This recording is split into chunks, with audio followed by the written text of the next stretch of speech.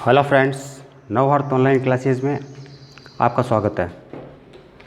कल हम पढ़ रहे थे फिजिक्स का एक टॉपिक प्रकाश, और आज उसके आगे कंटिन्यू करेंगे।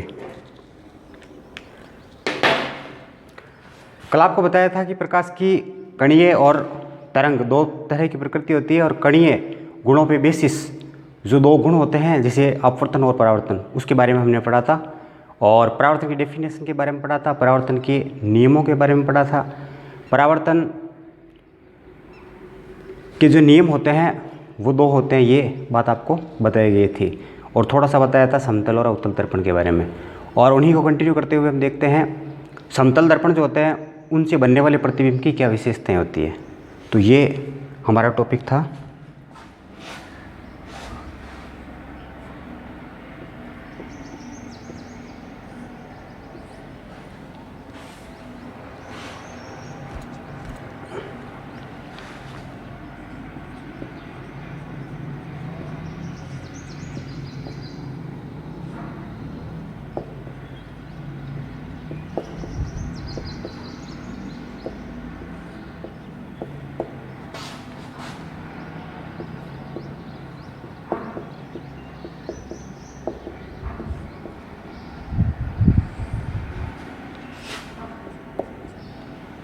यह है समतल दर्पण से बनने वाले प्रतिबिंब की विशेषताओं के बारे में देखते हैं।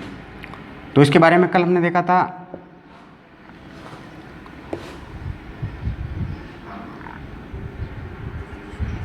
इससे बनने वाला प्रतिबिंब सदैव सीधा एवं आभासी बनता है। दूसरी इसकी जो विशेषता है, प्रतिबिंब की साइज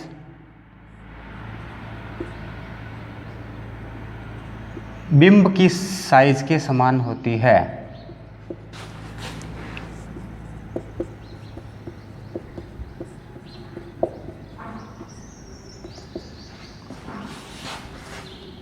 और तीसरी विशेषता है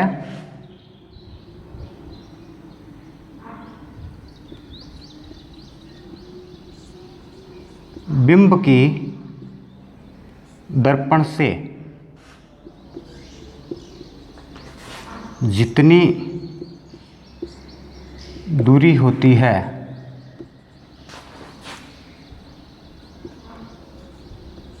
उतनी ही दूरी पर पीछे की ओर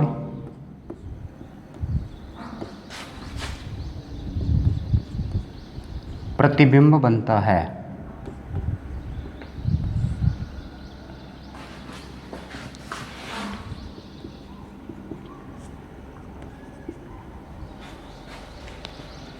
चौथी इसकी विशेषता है पार्श्व परिवर्तन।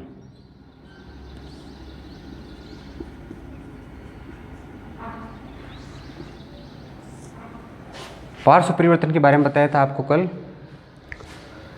इसमें जो वस्तु का लेफ्ट भाग है वो प्रतिबिंब में हमें राइट की तरफ दिखेगा, और इसके उलट जो वस्तु का राइट भाग है वो प्रतिबिंब में लेफ्ट की ओर दिखेगा।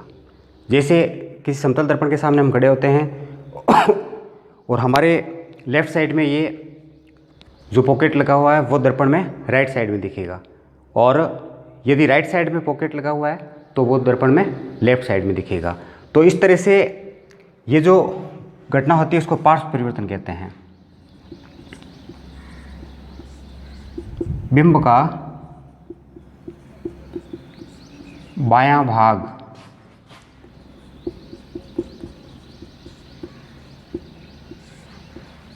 प्रतिबिंब में दाईं तरफ तथा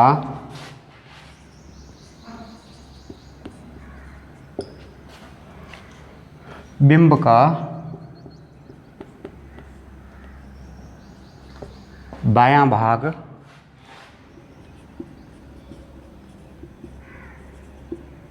प्रतिबिंब में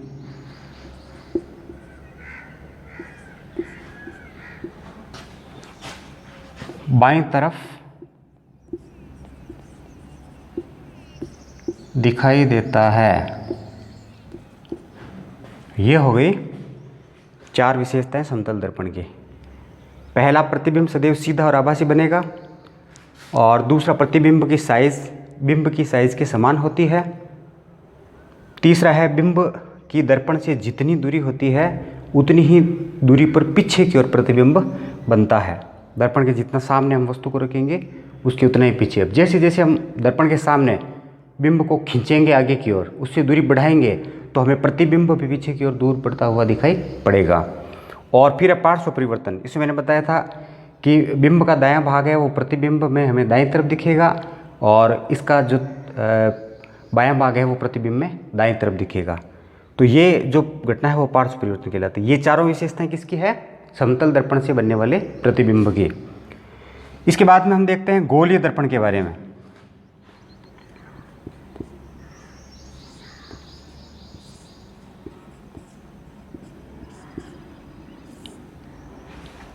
कल आपको बताया था कि किसी भी दर्पण का परावर्तक पृष्ठ कैसा है उसके आधार पे ये जो दर्पण होते हैं कितने प्रकार के बताए थे? 2 प्रकार के। यदि परावर्तक पृष्ठ समतल है तो वो समतल दर्पण कहलाएगा, और यदि परावर्तक पृष्ठ गोलीय है तो वो गोलीय दर्पण कहलाता है।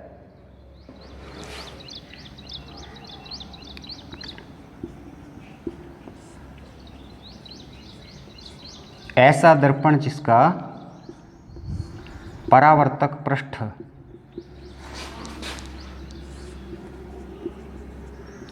गोलीय हो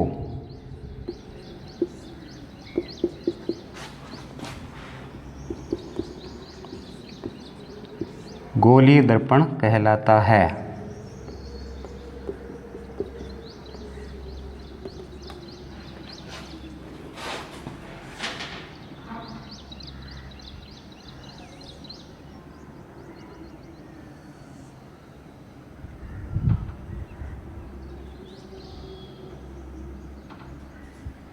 इनसे आप समझ सकते हैं,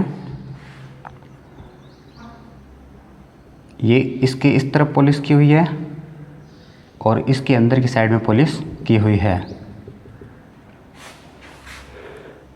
ऊपरी हुए भाग पे पॉलिश की हुई है तो अंदर धंसा हुआ भाग जो है वो परावर्तक पृष्ठ का कार्य करता है। तो ऐसा गोलीय दर्पण जिसके अंदर धंसा हुआ भाग परावर्तक पृष्ठ का कार्य करता है तो उसे क्या कहेंगे? अवतल दर्पण।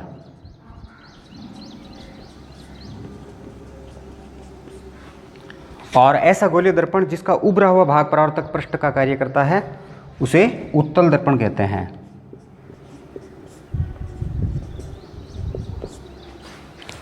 यह आपतित प्रकाश को एकत्रित करता है और यह आपतित प्रकाश को फैलाता है। ये दोनों में अंतर है। ऐसा पूछा जा सकता है उत्तल और अवतल दर्पण में अंतर लिखिए, तो ये आपको इसमें बताना है। ऐसा गोलीय दर्पण जिसका परावर्तक पृष्ठ गोलीय हो वो गोलीय दर्पण कहलाता है। गोलीय दर्पण 2 प्रकार के होते हैं।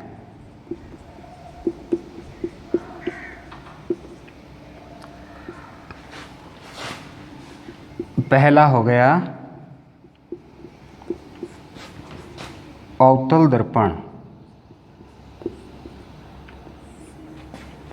क्या परिभाषा होगी इसकी? गोलीय दर्पण तो दोनों ही है, तो परिभाषा इस प्रकार शुरू करेंगे कि ऐसा गोलीय दर्पण जिसका अंदर धंसा हुआ भाग परावर्तक पृष्ठ का कार्य करे, क्या कहलाएगा? अवतल दर्पण। और उत्तल दर्पण इसकी उलट परिभाषा होगी, ऐसा गोलीय दर्पण जिसका उभरा हुआ भाग परावर्तक पृष्ठ का कार्य करता है, उसे क्या कहेंगे? उत्तल दर्पण।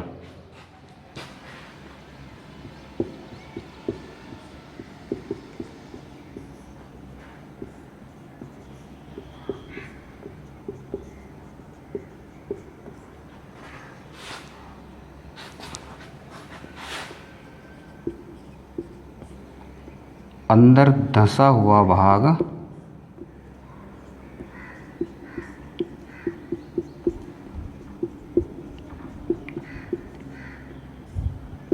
परावर्तक पृष्ठ का कार्य करता है।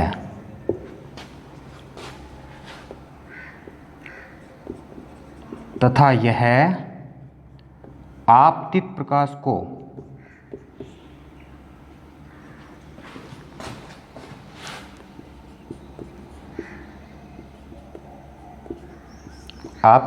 को एकत्रित करता है।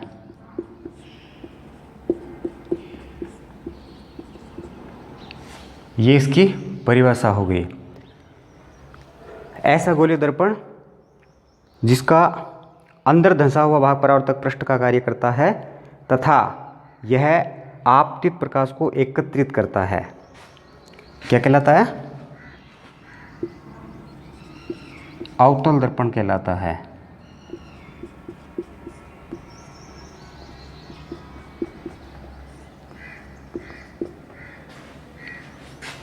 आपतित प्रकाश को एकत्रित कैसे करता है ये देखिए। ये हो गया अवतल दर्पण।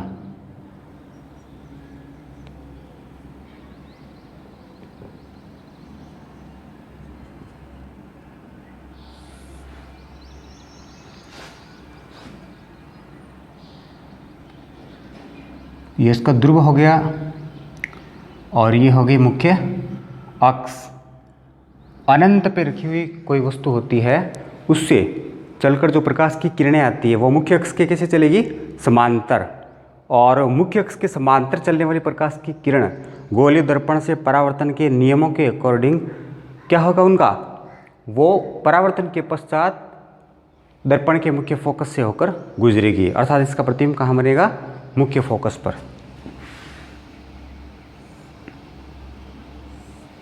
ये मुख्य अक्ष के समांतर आई किरणें और दर्पण से परावर्तित होने के पश्चात ये यहाँ पे मिल रही है। डायग्राम बनाते समय आपको जो बात ध्यान रखनी है वो ये है, ये जो एरो का निशान है, तीर का जो निशान है, ये ज़रूर बनाना है। इससे पता चलता है कि किरण किस दिशा से आ रही है और किधर जा रही है, तो ये ज़रूरी है इसमें।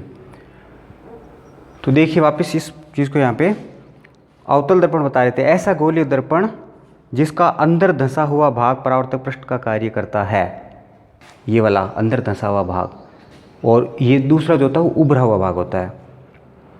तथा अपने ऊपर आपतित प्रकाश को ये क्या करता है? एकत्रित करता है। ये देखिए ये आपतित प्रकाश है, ये दोनों किरणें क्या है? इसके ऊपर गिरने वाला प्रकाश, जिसको आपतित प्रकाश बोलते हैं।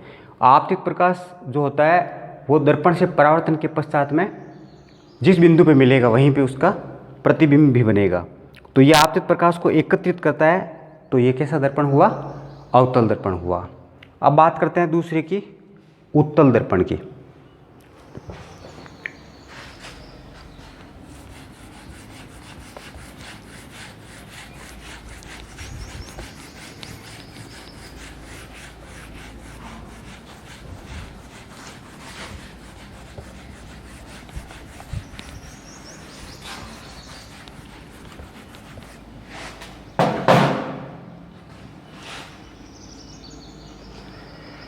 ये 1 नंबर में अवतल दर्पण लिया था और अब 2 नंबर में उत्तल दर्पण।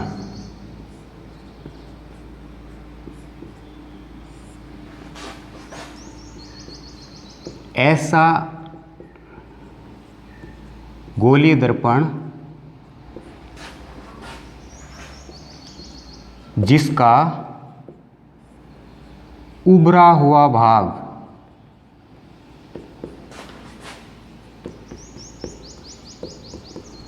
परावर्तक पृष्ठ का कार्य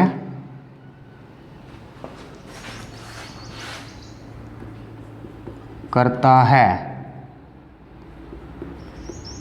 तथा यह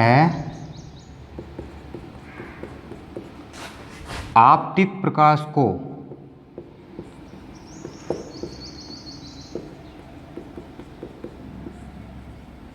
फैलाता है। अवतल में क्या पढ़ा था हमने? एकत्रित करता है। जबकि उत्तल क्या करेगा, फैलाएगा।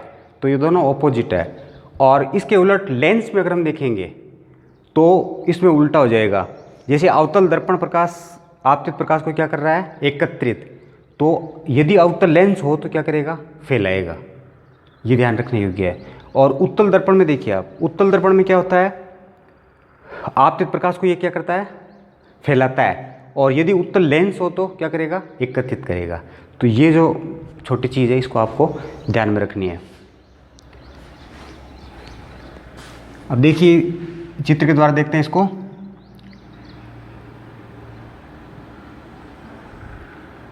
ये अंदर धंसे हुए भाग पे पॉलिश अगर हो गई तो उभरा हुआ भाग क्या कहलाएगा, परावर्तक पृष्ठ। ये हो गई मुख्य अक्ष और ये बिंदु हो गया इसका P यानी ध्रुव। अनंत पे रखी हुई वस्तु है, उससे चलकर आने वाले प्रकाश की किरण मुख्य अक्ष की कैसी होगी, समांतर होगी। और ये क्या करता है, चूंकि फैलाता है इसीलिए ये किरणें इस ओर जाएगी। ये इधर से आई है और इस ओर जा रही है।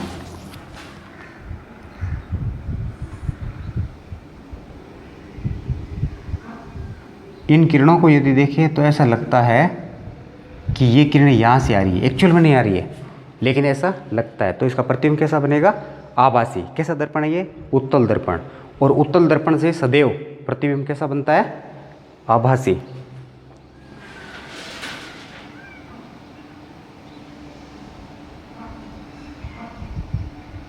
आभासी प्रतिबिंब को डैश डैश वाली लाइनें जो है इससे ही दिखाना है, यह इसका मुख्य फोकस है। तो उत्तल दर्पण की परिभाषा क्या होगी, ऐसा गोलीय दर्पण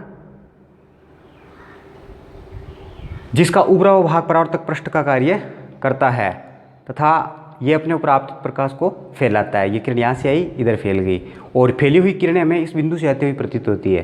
तो वो बिंदु इसका क्या कहलाता है, मुख्य फोकस। लेंस से दर्पण से संबंधित जो परिभाषाएं होती है उनको हम पढ़ेंगे, उनको पढ़े बगैर आगे का चैप्टर वो समझ में नहीं आएगा। तो अभी आपको ये ध्यान रखना है, ये मुख्य अक्ष है और ये ध्रुव है, इनकी क्या परिभाषा होती है, वो इससे अपना आगे वाला जो टॉपिक है वो यही है। इसके अतिरिक्त आपसे उत्तल और अवतल दर्पण में क्या अंतर होता है ये भी क्वेश्चन आ जाता है। तो क्या लिखोगे, एक तो परिभाषा होगी, ऐसा गोलीय दर्पण जिसका अंदर धंसा हुआ भाग परावर्तक पृष्ठ का कार्य करे वो अवतल, और ऐसा गोलीय दर्पण जिसका उभरा हुआ भाग परावर्तक पृष्ठ का कार्य करे वो उत्तल दर्पण कहलाता है। अवतल दर्पण अपने ऊपर आपतित होने वाले प्रकाश को क्या करता है, एकत्रित करता है, जबकि उत्तल दर्पण जो है वो अपने ऊपर आपतित प्रकाश की किरणों को क्या करता है, फैलाता है। अवतल दर्पण जो होता है उससे बनने वाले प्रतिबिंब प्राय कैसे होते हैं, वास्तविक, एक कंडीशन में आभासी भी होता है, इसीलिए प्राय लिखते हैं। और उत्तल में हम क्या लिखेंगे, ऐसा गोलीय दर्पण जिससे बनने वाले प्रतिबिंब सदैव कैसे बनते हैं, आभासी। तो ये इसमें तीन अंतर आप बता सकते हैं। जैसा कल बताया था मैंने, वास्तविक और आभासी प्रतिबिंब में अंतर लिखिए, उसी तरह से ये भी क्वेश्चन बनता है अंतर वाला, अवतल और उत्तल दर्पण में क्या अंतर है।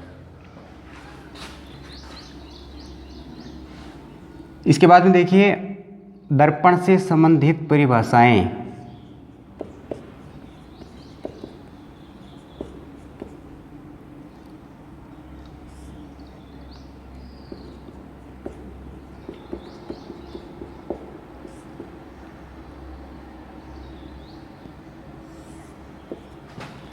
दर्पण से संबंधित परिभाषाएं, इसमें पहले है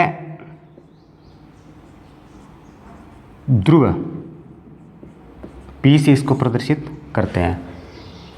ये जो चित्र आप देख रहे हैं इसमें ये बिंदु जो है ना ये ध्रुव है। तो कैसे डिफाइन करेंगे इसको, परिभाषित कैसे करेंगे,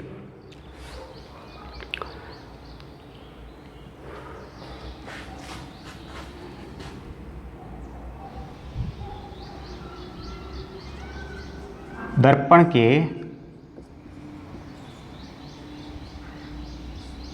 बीच में स्थित वह बिंदु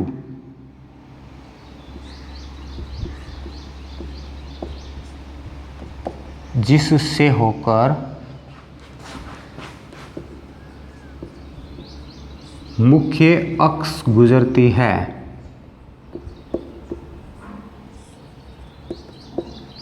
क्या कहलाता है? दर्पण का ध्रुव कहलाता है।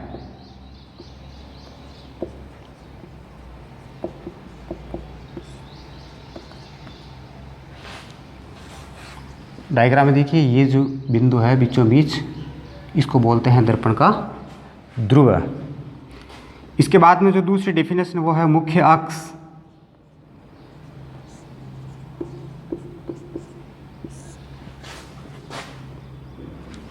ये वाली जो रेखा दिखाई दे रही है काल्पनिक, वो कहलाती है मुख्य अक्ष। कैसे परिभाषित करेंगे इसको? दर्पण के, भले वो अवतल हो या उत्तल, दर्पण के ध्रुव से होकर गुजरने वाली काल्पनिक रेखा क्या कहलाती है? मुख्य अक्ष।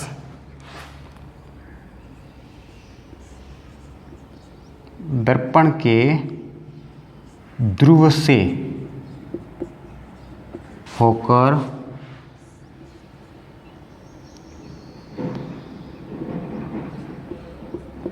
गुजरने वाले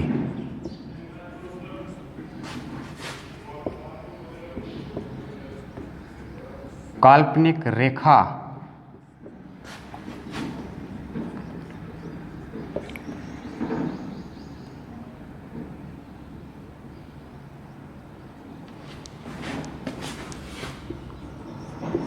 मुख्य अक्ष कहलाती है।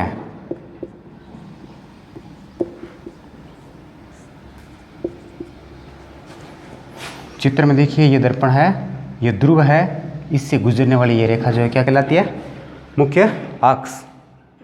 इसके बाद में तीसरी परिभाषा देखते हैं।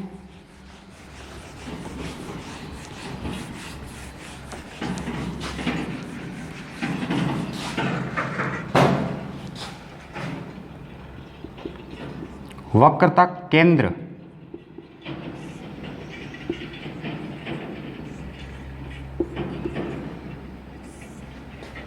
तीसरी परिभाषा हम पढ़ेंगे वक्रता केंद्र की। गोलीय दर्पण जो है, यदि हम इसको ऐसे बढ़ाए तो पूरा एक सर्किल की तरह एक गोला ये बनेगा कि नहीं बनेगा? तो गोलीय दर्पण को जिस खोखले गोले का कटा हुआ भाग माना जाता है, उस गोले का केंद्र बिंदु दर्पण का वक्रता केंद्र कहलाता है। इसको आप इस प्रकार समझ सकते हैं, जैसे ये दर्पण जो है, इसको यदि मैं इस तरह से आगे की ओर बढ़ा दूं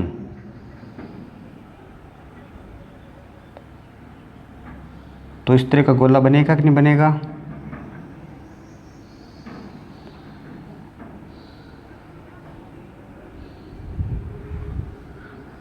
ये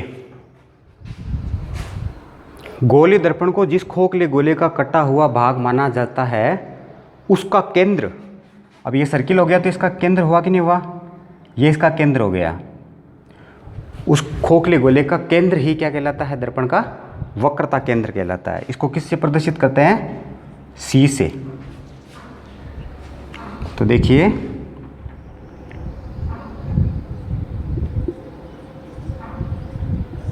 गोलीय दर्पण को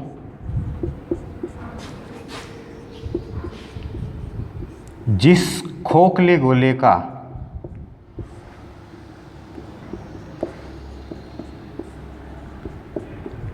कटा हुआ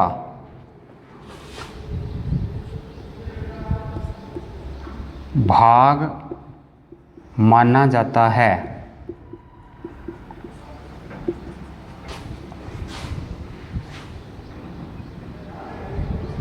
उसका केंद्र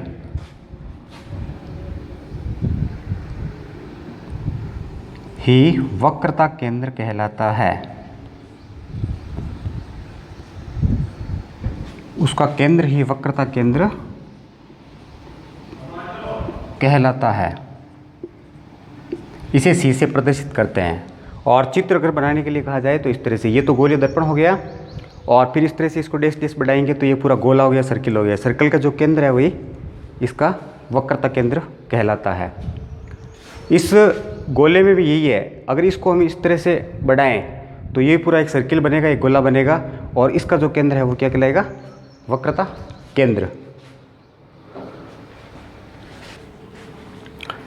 तो वक्रता केंद्र ये डायग्राम के द्वारा आपने समझ लिया है। इसके बाद में जो आगे की परिभाषा है वो है वक्रता त्रिज्या।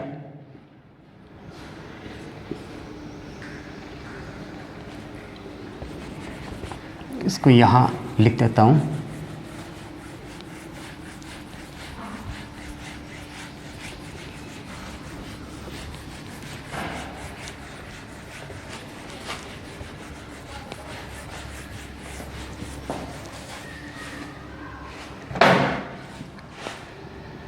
चौथी अपनी परिभाषा है वक्रता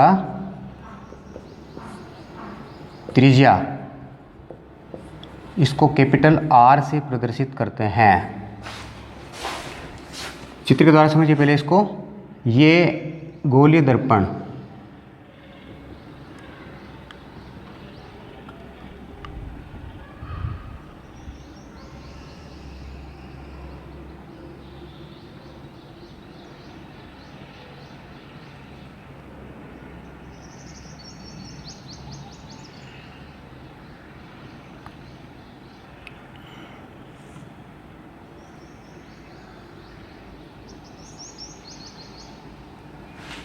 देखिए, ये यहाँ से गोलीय दर्पण है और ये इसका ध्रुव है, और ये वक्रता केंद्र जिसके बारे में हमने पढ़ा था।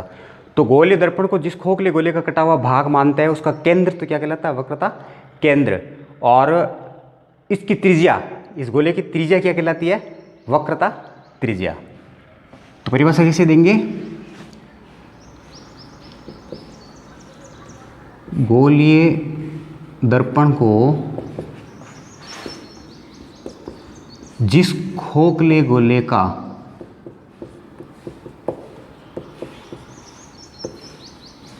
कटा हुआ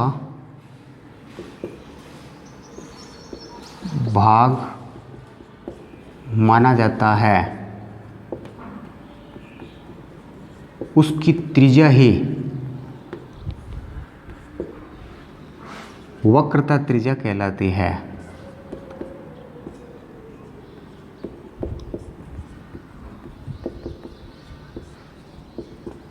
इसे कैपिटल R से प्रदर्शित करते हैं। तो इसके आगे की जो डेफिनेशन है